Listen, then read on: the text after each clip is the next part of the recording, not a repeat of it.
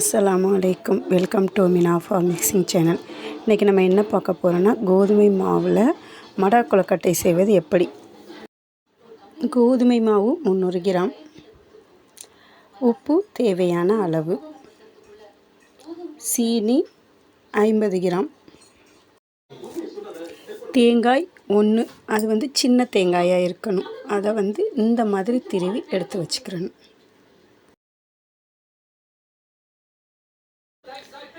இதுக்கு எப்படின்னா, ரொட்டிக்கு நம்ம என்ன மெத்தடில் மாவு பிசைவோமோ அதே மாதிரி தான் பிசைஞ்சு வச்சுக்கிறணும்.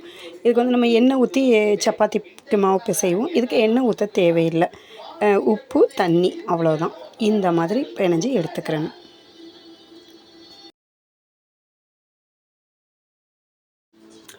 இந்த தேங்காயில் நம்ம எடுத்து வச்ச அந்த 50 கிராம் சீனியையும் இதோடு நல்லா கலந்து எடுத்து வச்சுக்கிறணும்.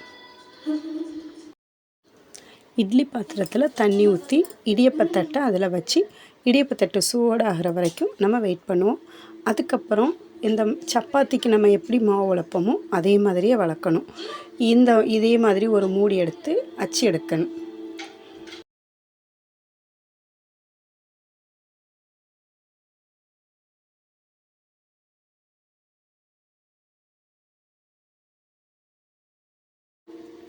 இதே மாதிரியே ஒவ்வொன்றா நம்ம அச்செடுத்து வச்சுக்கிடுவோம்.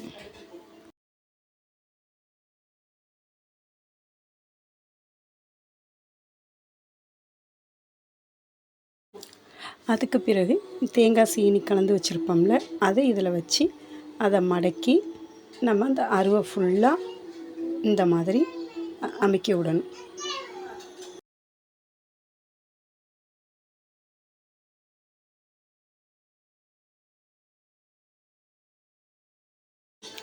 இது பெரும்பாலும் அரிசி மாவில் தான் செய்வாங்க. இதுக்கு மடக்கு கொழுக்கட்டை, அது நாளடைவில் மடா கொழுக்கட்டைன்னே மாறிடுச்சு. கோதுமை மாவில் இந்த மாதிரி ஒரு நாளைக்கு ட்ரை பண்ணி பாருங்கள். கண்டிப்பாக நல்லா இருக்கும். அது சாப்பிடும்போது அதோடைய ஜூஸியாக போகும்போதே அவ்வளோ டேஸ்ட்டாக இருக்கும். இந்த வீடியோ பிடிச்சிருந்துச்சின்னா லைக் பண்ணுங்கள், ஷேர் பண்ணுங்கள், கமெண்ட் பண்ணுங்கள், சப்ஸ்கிரைப் பண்ணுங்கள். தேங்க்ஸ் ஃபார் வாட்சிங்.